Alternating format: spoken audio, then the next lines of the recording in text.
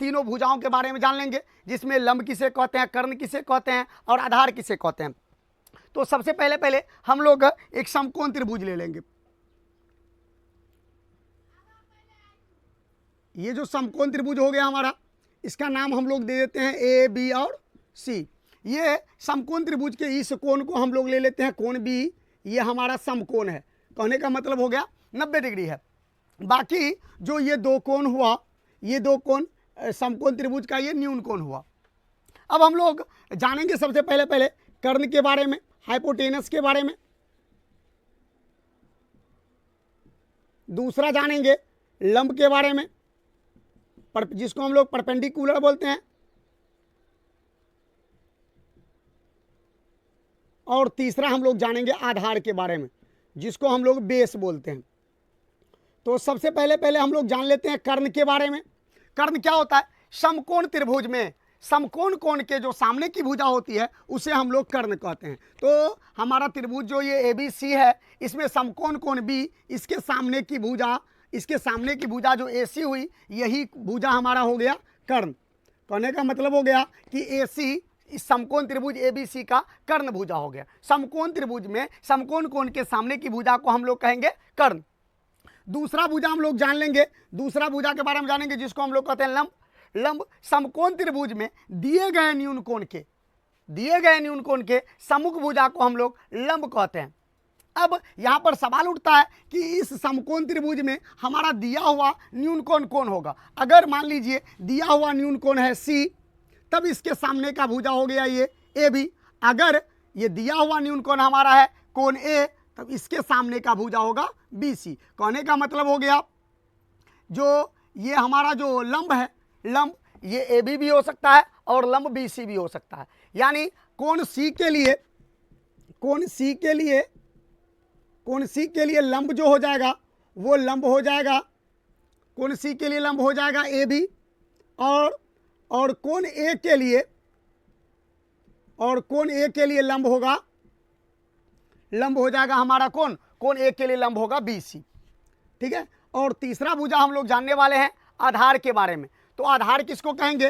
तो समकोण त्रिभुज में दिए गए न्यून कोण के संलग्न भुजा को। यानी यदि मान लीजिए कि समकोण त्रिभुज में दिया हुआ न्यून कोण यदि दिया हुआ है कि ये कोण C दिया हुआ न्यून कोण है, तब हमारा जो है ये कोण C के लिए ये आधार जो हो जाएगा वो हो जाएगा BC। आधार हो जाएगा BC। यदि दिया हुआ न्यून कोण ये दिया हुआ रहता है कि कोण A हमारा दिया हुआ न्यून कोण है, तब जा करके जो आधार हो जाएगा वो हो जाएगा हमारा AB हो जाएगा। आधार क्या हो जाएगा? AB हो जाएगा। अब इस आधार पर हम लोग त्रिकोणमितीय अनुपातों के बारे में जान लेंगे। जो त्रिकोणमितीय अनुपात कुल मिलाकर के कितने होते हैं? 6 होते हैं। सबसे पहला त्रिकोणमितीय अनुपात होता है साइन, जिसको हम लोग यहाँ पर हम लोग अगर A दिया हुआ है, इसका मतलब दिया हुआ न्यून कोण हमारा हुआ A। अगर मान लीजिए हम लोग अगर चित्र के अनुसार इस फॉर्मूला को देखें, ये हमारा हुआ A, B और C। अब मान लीजिए यहाँ पर साइन A बराबर होता है P/H। ठीक है। और दूसरा हम एक बार और फिर लिख लेते हैं साइन A, और इसमें भी दे देते हैं P/H। लेकिन अगर मान लीजिए यहाँ पर हम A नहीं दे करके दे दे कोण C, यहाँ पर दे दे कोण C, अब इसका मतलब हुआ कि इस फॉर्मूला का मतलब हुआ कि दिया हुआ न्यून कोण हमारा A है और इसका मतलब हुआ दिया हुआ न्यून कोण हमारा C है। तब इस स्थिति में कोण दिए हुए न्यून कोण A के लिए जो हमारा लंब हो जाएगा वो हो जाएगा BC और कर्ण हो जाएगा हमारा AC। इसका मतलब हो गया साइन A बराबर P/H, और इस त्रिभुज के अनुसार इसका मान हो गया BC/AC। तथा यदि हम कोण C को न्यून कोण मान करके लिखे, यानी कोण C साइन C बराबर लिखे P/H, तब जा करके इस कोण के लिए जो हमारा लंब हो जाएगा वो हो जाएगा AB। और तथा कर्ण क्या हो जाएगा? कर्ण हो जाएगा वही रहेगा, कर्ण बदलता नहीं है, कर्ण रहेगा वही AC रहेगा। दूसरा त्रिकोणमितीय अनुपात हम लोग देखने वाले हैं cos A। cos A बराबर होता है B/H। cos A बराबर होता है B/H। अगर इसी को हम लोग लिखे कि cos C, तो इसके लिए भी फॉर्मूला वही इस्तेमाल होगा B/H। लेकिन अब दिए गए न्यून कोण के अनुसार इसका मान क्या हो जाएगा? बदल जाएगा। यदि हमारा दिया हुआ न्यून कोण A है, दिया हुआ न्यून कोण ए है, तो इस कोण ए के लिए, कोण ए के लिए हमारा जो आधार हो जाएगा वो आधार हो जाएगा ए बी, आधार हो जाएगा ए बी, और कर्ण तो नहीं बदलेगा, कर्ण रहेगा वही ए सी। तथा लेकिन अगर कॉस सी के लिए देखा जाए, कॉस सी के लिए यानी दिए हुए न्यून कोण सी के लिए, तो सी के लिए जो लंब हो जाएगा, आधार जो हो जाएगा वो हो जाएगा बी सी, और कर्ण हमारा रहेगा वही ए सी ही रहेगा, कर्ण हमारा रहेगा ए सी। तीसरा हम लोग त्रिकोणमितीय अनुपात देखने वाले हैं टेन के बारे में। ऐसे ही टेन के लिए हमारा होता है पी बाय बी, टेन के लिए होता है लंब बट्टा आधार। अब अगर ए कोण के लिए ए कोण के लिए देखा जाए तो ए कोण के लिए हमारा ये जो बी सी हुआ, बी सी होगा लंब, बी सी क्या हो जाएगा हमारा लंब, और आधार हो जाएगा ए बी, ए बी क्या हो जाएगा जी हमारा आधार हो जाएगा। चौथा अनुपात हम लोग देखने वाले, इसी प्रकार से हम लोग कोण सी के लिए टेन में भी लिख सकते हैं, ठीक है।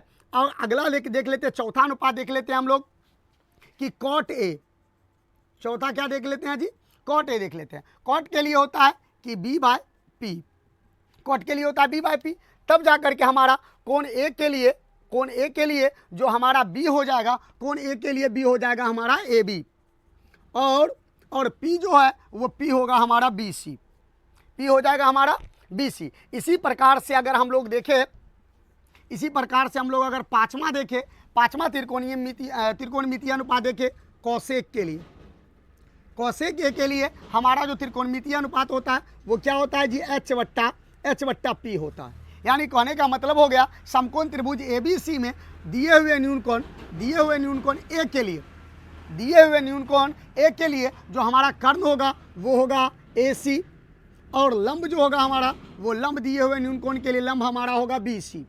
यानी हो गया कि कौसेक ए बराबर एच बट्टा पी बराबर ए सी बाय बी सी, और हमारा जो लास्ट त्रिकोणमितीय अनुपात होगा वो होगा सेक ए, सेक ए बराबर होता है एच बाय बी, क्या होता है एच बाय बी होता है। अब यहाँ पर आप लोग समझ ही सकते हैं, देख ही सकते हैं कि एच जो है एच हमारा कौन हो गया जी समकोण त्रिभुज ए बी सी में न्यून कोण ए के लिए ये जो एच है हमारा वो हो गया ए सी, और आधार हमारा हो जाएगा ए बी, आधार क्या हो जाएगा ए बी। यही होता है हमारा 6 का 6 त्रिकोणमितीय अनुपात। इसके बाद हम लोग जानेंगे त्रिकोणमितीय अनुपातों में, त्रिकोणमितीय अनुपातों का जो व्युत्क्रम जानेंगे हम लोग।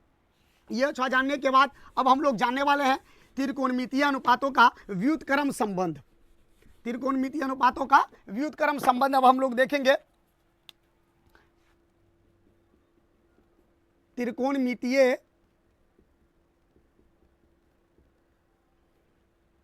अनुपातों का व्युत्क्रम संबंध।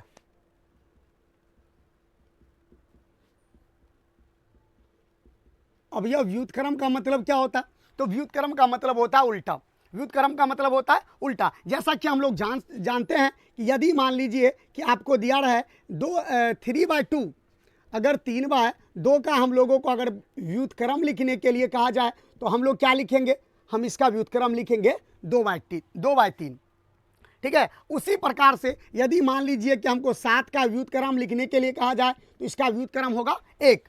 अब इस बात को समझने के बाद अब आप लोग देखिए, सबसे पहला त्रिकोणमितीय अनुपात में हम लोग लिखते हैं कि sine A into cosec A, sine A into cosec A बराबर 1 होता है। यदि आपको इसे प्रमाणित करके देखना है तो हम लोग ऐसे लिख देंगे, साइन ए बराबर क्या होता है हमारा जी पी बाय एच, और कॉसेक ए बराबर अभी जस्ट हम लोग लिखे हैं कि एच बाय पी।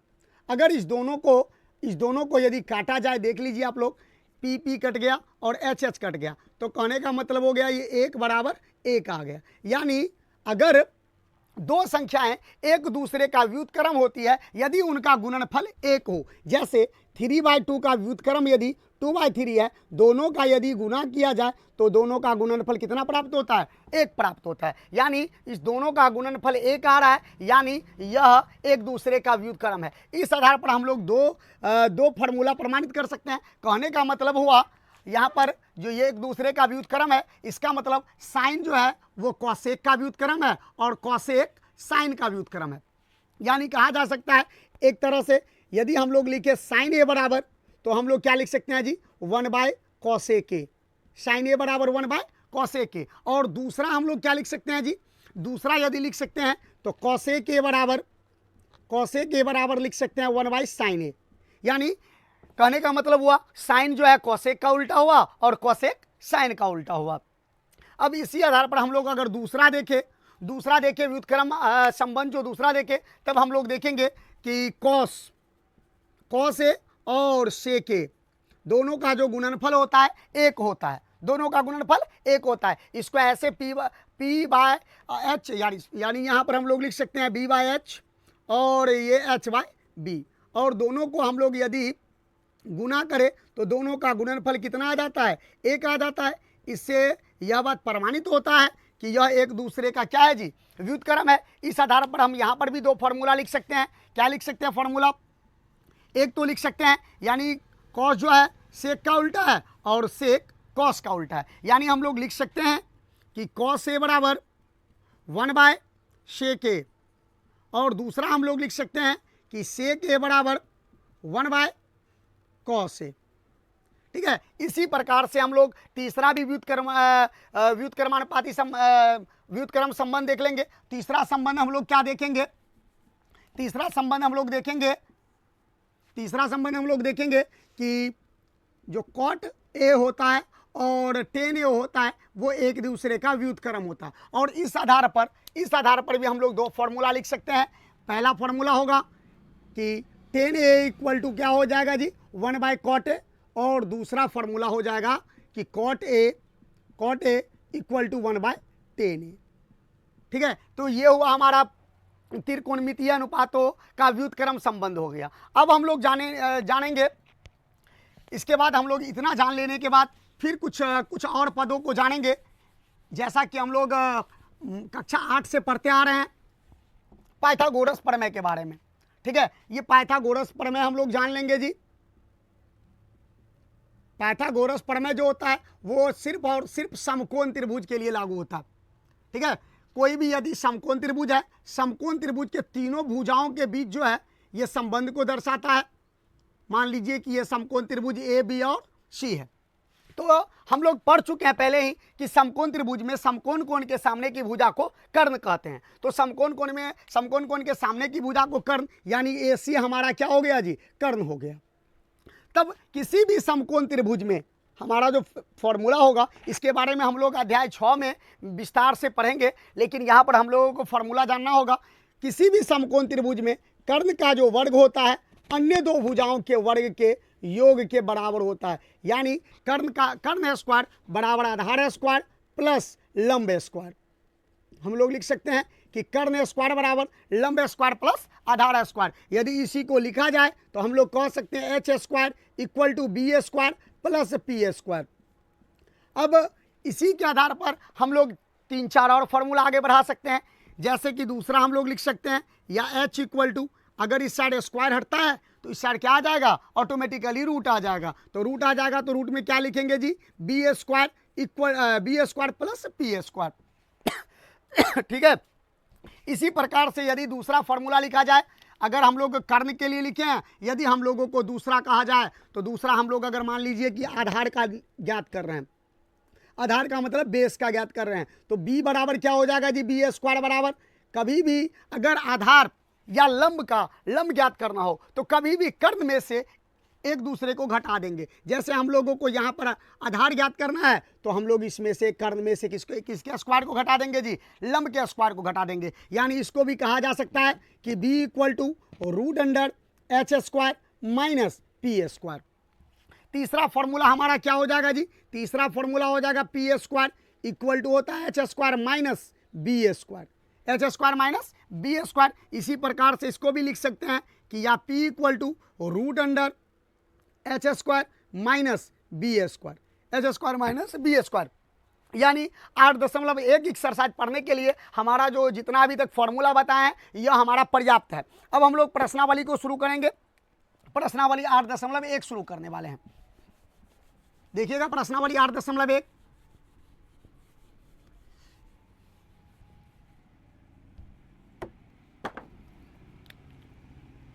प्रश्नावली 8.1। प्रश्नावली 8.1 का हम लोग पहला सवाल पढ़ेंगे। हमारा पहला सवाल क्या कहता है कि समकोण त्रिभुज एबीसी में समकोण त्रिभुज एबीसी में जिसका कोण बी समकोण है और ए बी बराबर 24 सेंटीमीटर, बी सी बराबर 7 सेंटीमीटर, तो निम्नलिखित का मान ज्ञात कीजिए। चलिए सबसे पहले हम लोग समकोण त्रिभुज एबीसी का रचना कर लेते हैं। ये रहा हमारा समकोण त्रिभुज एबीसी, समकोण त्रिभुज एबीसी जिसका बी कोण कहा समकोण है। चलिए हम लोग इसको ए और इसको बी और इसको सी मान लेते हैं और इसके बी कोण को हम लोग मान लिए समकोण। तो क्या कहा है, ए बी बराबर 24 सेंटीमीटर। ये जो हमारा ए बी है इसका मान दिया हुआ है 24 सेंटीमीटर और दूसरा जो कह रहा है, दूसरा कह रहा है बी सी बराबर 7 सेंटीमीटर। तो बी सी बराबर हमारा ये हो गया 7 सेंटीमीटर। तो हम लोगों को क्या ज्ञात करना है जी, तो इसका जो फर्स्ट प्रश्न है वो है साइन ए और दूसरा इसी में कि कॉस ए, और इसका सेकंड जो सवाल है वो है साइन सी और कॉस सी। ठीक है, तो सबसे पहले हम लोग अगर कोई किसी भी समकोण त्रिभुज में दो भुजा दिया हुआ है तो सबसे पहले हम तीसरा भुजा ज्ञात कर लेंगे। यानी हम लोग ऐसे लिख देंगे, इसका जो हम लोग सॉल्यूशन करने वाले हैं वो लिखेंगे कि समकोण त्रिभुज एबीसी में, समकोण त्रिभुज एबीसी में हम लोगों को सबसे पहले जो ये एसी है ये एसी ज्ञात करना होगा। तो जैसा कि हम लोग जान चुके हैं कि एसी जो होता है ना यह कर्ण है।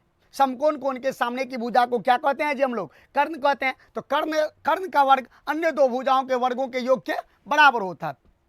तो हम लोग सबसे पहले लिखेंगे एसी इक्वल टू, अगर हम लोग इधर स्क्वायर नहीं देते हैं तो इधर क्या देना पड़ेगा, रूट देना पड़ेगा। A C square equal to क्या हो जाएगा, ए सी इक्वल टू हो जाएगा A B square plus B C square. तो हम लोग क्या कर लेंगे यहाँ पर जी, सबसे पहले ए बी का मान कितना है 24 सेंटीमीटर, इसका हम लोग स्क्वायर कर लेंगे और प्लस इसका मान है 7 सेंटीमीटर, ये हो गया स्क्वायर।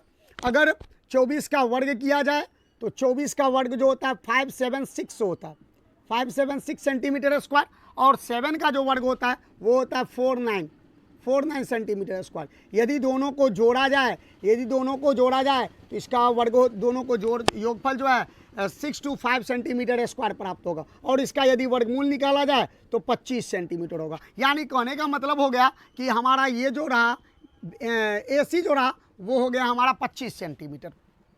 अब हम लोग सवाल की ओर बढ़ेंगे। तो सवाल की ओर बढ़ने से पहले सबसे पहले देखिए सवाल नंबर 1 लिख लेते हैं।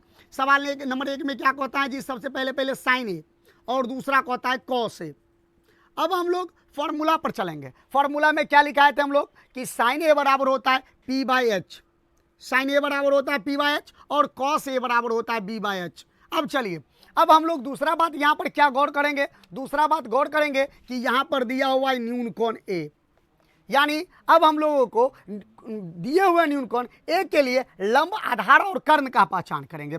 तो ये जो हमारा दिया हुआ न्यून कोण ए है, इस न्यून कोण के लिए ये जो हुआ हमारा, ये हो गया हमारा लंब यानी पी, और ये जो संलग्न भुजा हुआ ये हो गया हमारा आधार, और ये जो समकोण कोण के सामने की भुजा हो गई ये हो गया हमारा कर्ण, ये हो गया हमारा कर्ण। तो अब हम लोग क्या लिख सकते हैं जी, यहाँ पर पी के लिए लिख सकते हैं BC, पी के लिए लिख सकते हैं BC, और एच के लिए क्या लिख सकते हैं जी, हम लोग एच के लिए लिख सकते हैं AC। यानी कहने का मतलब हो गया BC का मान कितना है जी, BC का मान आप लोग देख ही सकते हैं, BC का मान है 7 सेंटीमीटर और इसका मान कितना है जी, और AC का मान है 25 सेंटीमीटर।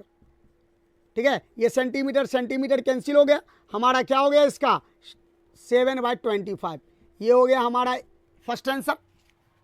दूसरा जो है हमारा ये कहा कॉस ए के लिए। अब आप लोग देखिए कि कॉस ए के लिए जो मतलब लंब है, आधार है, कर्ण है, वो तो हम पहले ही लिख चुके हैं।